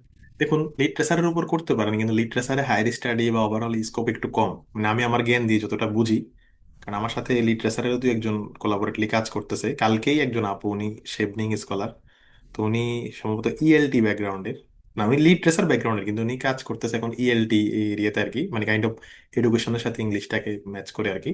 তো আমার মতে লিটারেচার ধরেন এই অমুক যুগ তমুক যুগ এগুলা নিয়ে রিসার্চ করলে আমার মতে আর কি স্কোপ একটু কম। বরং আপনি ইএলটি এদিকে চলে আসলে ভালো হবে। তো আবার বলছি, সবার সাবজেক্ট স্পেসিফিক প্রশ্নগুলো আমাকে হোয়াটসঅ্যাপ করেন এখন। মানে সবাই বললে তো ধরেন সবারটা রিপ্লাই দিতে অনেক টাইম লাগবে। ভাই আপনি বুঝতে পারছেন আমি যেটা বলছি? নূপুর, আপনি বলুন। জি ভাইয়া, আমি আপনার প্রিভিয়াস ব্যাচের স্টুডেন্ট, মেবি 27। জি আপু বলুন। ক্লাসে জয়েন করেছেন, খুশি হয়েছে আপু। আচ্ছা, না তখন আমি ব্যস্ততার কারণে ভাইয়া মনোযোগ দিতে পারিনি, এবার একটু ডিটারমাইন্ড যে একটু ভালোভাবে করবো। ঠিক হ্যাঁ, আছে। চ্যাট গ্রুপে এবার অ্যাড হয়েছেন আপু? না না না, হই নাই। আপনি তো রনি ভাইকে বলবেন ও অ্যাড করে আচ্ছা দিন। আচ্ছা, আমি একটু পার্সোনালি আপনাকে নক করবো, একটু উত্তর দেবেন। আর প্রথমে একটা কথা বলছিলেন ভাই, আমি কথাটা ঠিক ওই যে বুঝতে পারি নাই। ওই যে বললেন ফিজিক্স রেড ফ্ল্যাগ, বিষয়টা কি? এরকম কিছু বলছিলেন কি? হ্যাঁ, আমি বললাম যে আমাদের কোর্সটা মানে সবচেয়ে কম যদি কোনো সাবজেক্টের সাথে মিলে সেটা হলো ম্যাথ এবং ফিজিক্স, মানে এটা আমার বিবেচনায়। এবং আজকের ক্লাস তো নিশ্চয়ই মিলেছে, কিন্তু একটা পর্যায়ে গিয়ে যখন কম মিলবে তখন ফিজিক্স এবং ম্যাথের, মানে আমাদের কোর্সটা কম মিলবে, সাবজেক্ট রেড ফ্ল্যাগ না, মানে আমাদের কোর্সের সাথে কম মিলবে, এটা এটা বলেছি। ও আচ্ছা আচ্ছা, আশা করি ব্যাস বুঝতে থাকবে। পেরেছি। আচ্ছা, ধন্যবাদ। আসসালামু আলাইকুম ভাইয়া, আমার কথা শুনতে পাচ্ছেন? বুঝতে পারছি, জি। জি ভাইয়া, আমি আসলে এই ওয়েবিনার যে সিস্টেমটা, এখানে কখনো ক্লাস করিনি। তো আমি ওয়েবিনার চ্যাটে কয়েকটা মেসেজ দিছি, কিন্তু আপনি আচ্ছা, দেখতে কেন পাচ্ছেন না আমি বুঝতেছি না এইটার আপনি কি জন্য। মানে কিউএনএ তে দিছেন নাকি এমনি চ্যাটে দিছেন? আমি চ্যাট থেকে দিয়েছি। আচ্ছা, চ্যাটে মেবি আমরা সামহাও খেয়াল করিনি, অনেকের প্রশ্নগুলাই আজকে খেয়াল করিনি যেহেতু আমি আর ক্লাসে। ভাইয়া, আপনি মানে বেশ কিছুক্ষণ আগে যখন চ্যাট বক্স থেকে কোশ্চেন দিকে অ্যান্সার করতেছিলেন, সেটা আসলে কোন জায়গা থেকে আমিও বুঝতে পারছি না, আমিও দেখতে পাচ্ছি না সেই আচ্ছা, কোশ্চেনগুলো। মানে আপনার আপনার কোশ্চেনের টাইমিং ছিল, আচ্ছা আপনি কেন দেখতে পাচ্ছেন না সেটা আগে বলি। জি। প্রথমত চ্যাটের দুইটা অপশন এখানে, বুঝছেন? ওয়েবিনারে একটা হচ্ছে যে attendee can chat with everyone or host. তো এভরি ওয়ান দিয়ে রাখলে সমস্যা, মানে সুবিধা হলো আপনারা অন্যদের চ্যাট দেখতে পারবেন, কিন্তু অসুবিধা হলো আপনাদের বারবার নোটিফিকেশন আসবে যে অমুক এটা লিখছে তমুক এটা লিখছে, অনেকে আচ্ছা বারবার। তো আচ্ছা। এই জন্য আমি অ্যাটেন্ডি ক্যান চ্যাট উইথ হোস্ট দিয়ে দিচ্ছি, মানে আপনাদের চ্যাটগুলো শুধু আমিই দেখতে পাচ্ছি। আমার কথা বুঝছেন? আচ্ছা বুঝলাম। জি এই যে আমি এখন আবার ধরেন এভরি ওয়ান করে দিচ্ছি, এখন আবার কেউ চ্যাট করলে দেখতে পাবেন। আচ্ছা, আপনার প্রশ্নটা করুন ভাইয়া, সমস্যা নেই। ভাই, আমার প্রশ্নটা ছিল, আপনি বলেছিলেন যে আমরা যখন মানে আমরা সার্চ করব গুগল স্কলার জি বা যে কোনো জায়গায় জি, কিওয়ার্ড লিখে, সেক্ষেত্রে ভাইয়া অর ইউজ করলে তো আমাদের যেটা থাকবে সেটাই চলে আসবে, আর এন্ড ইউজ করলে শুধু কমনটা আসবে। তো কমনটা আমাদের আসবে, জি। জন্য বেটার কি ভাইয়া অর না, নাকি এন্ড? না না না, বেটার হচ্ছে এন্ড। কারণ দেখেন, আমরা যখন রিসার্চ করি তখন আমরা চাই যে কম্বাইন্ডলি আমার টপিকের সাথে রিলেটেড আর্টিকেল যেন আসে। শুধু একটা পোর্শন যদি আসে তাহলে মোস্ট লাইকলি ওই আর্টিকেলটা আপনার কম কাজে লাগবে। যেমন আপনি হয়তো জি কাজ করতেছেন ধরেন এআই এর সাথে, আপনি ধরেন এআই এর সাথে আপনি ধরেন বিজনেস অটোমেশন কাজ করতেছেন, এআই এবং বিজনেস অটোমেশন, আপনার ওই আর্টিকেল গুলাই কাজে লাগবে যেগুলো এআই এবং বিজনেস নিয়ে লেখা। কিন্তু অর দিয়ে জি। সার্চ করলে সে এআই রিলেটেড যে কোনো আর্টিকেল দেখাবে। এখন ধরেন এআই এর সাথে হেলথ কেয়ারের একটা আর্টিকেল যদি আপনাকে দেখায়, এটা আপনার কাজে লাগবে?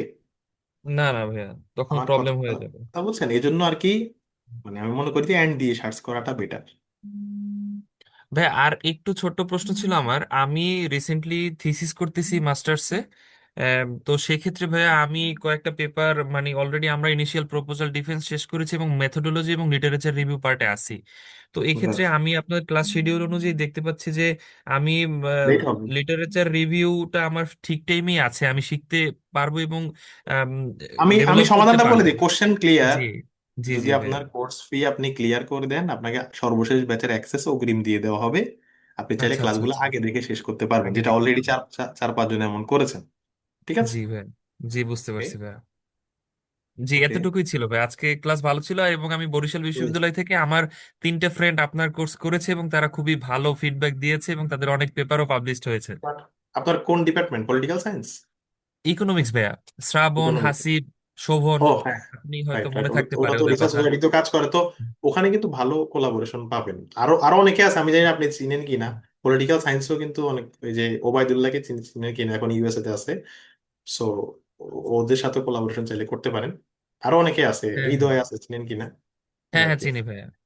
জি ওকে, জি ঠিক আছে, ভাই। ওরা আমাদের হুম। এক্স স্টুডেন্ট এবং খুব ভালো হ্যাঁ, পাবলিকেশন করেছে। জি থ্যাংক ভাই, ইউ। বুঝতে পারছি। জি, আসসালামু আলাইকুম। ওকে, আর কারো প্রশ্ন থাকলে হ্যান্ড রেজ করে জানাবেন। জি, হচ্ছে আসসালামু বুঝে কোনো আলাইকুম। গ্রুপ। আচ্ছা, যে যিনি সালাম দিয়েছেন বলুন, দেন আমি চ্যাট বক্স থেকে প্রশ্ন নিচ্ছি। আমি মাস্টার শেষ করেছি অনেক আগে। আমার সাবজেক্ট একটু ভিন্ন, সিভিল অ্যান্ড জিওটেকনিক্যাল ইঞ্জিনিয়ারিং। তো আমার এইখানে হচ্ছে আমি পিএইচডির জন্য এবার অ্যাপ্লাই করতে চাচ্ছি স্যারের সাথে। আমি আমার যে বুয়েটের প্রফেসর, স্যার আমাকে একটা রিভিউ পেপার লিখতে বলেছে, আমি সেটা লিখেছি। স্যারকে জমা দেওয়ার পরে স্যার বলেছে যে এটা স্কোপাস ইন্ডেক্স জার্নালের ফরম্যাটে লেখার জন্য। এখন হচ্ছে যে হয়তো কোর্স করলে, আপনার কোর্স শেষ করলে আমি এই ফরম্যাটগুলো পেয়ে যেতাম, কিন্তু এটা আমি একদম প্রথম লিখেছি। তো এখন এই স্যারের ফরম্যাট গুলা, যে স্যার যে চাচ্ছে যে ফরম্যাটের এইটা এইটা রিভিউ পেপারটা, এইটা এখন আমি কিভাবে মানে আগাইতে পারি এই বিষয়টা নিয়ে।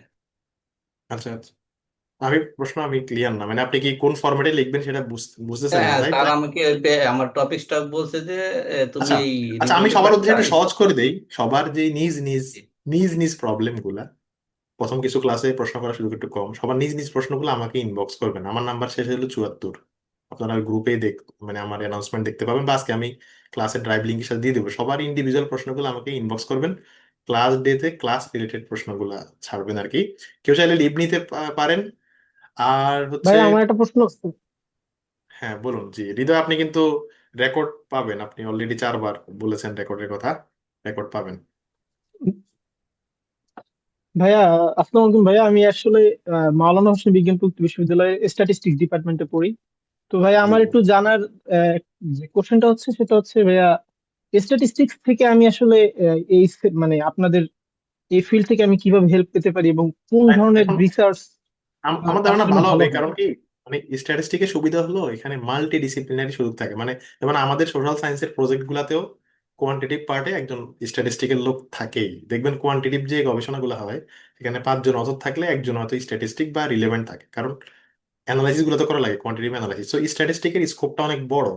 আপনি চাইলে একদম পিওর স্ট্যাটিস্টিকের রিসার্চও করতে পারেন, তাহলে কম্বাইন্ড যে এরিয়াগুলা, স্ট্যাটিস্টিকের সাথে এডুকেশন বা সোশ্যাল, এরকম করতে পারেন। মানে স্ট্যাটিস্টিকের অ্যাফিলিয়েশনে আপনি যে কোনো টাইপের রিসার্চের সাথে ইনভলভ হতে পারবেন আর কি।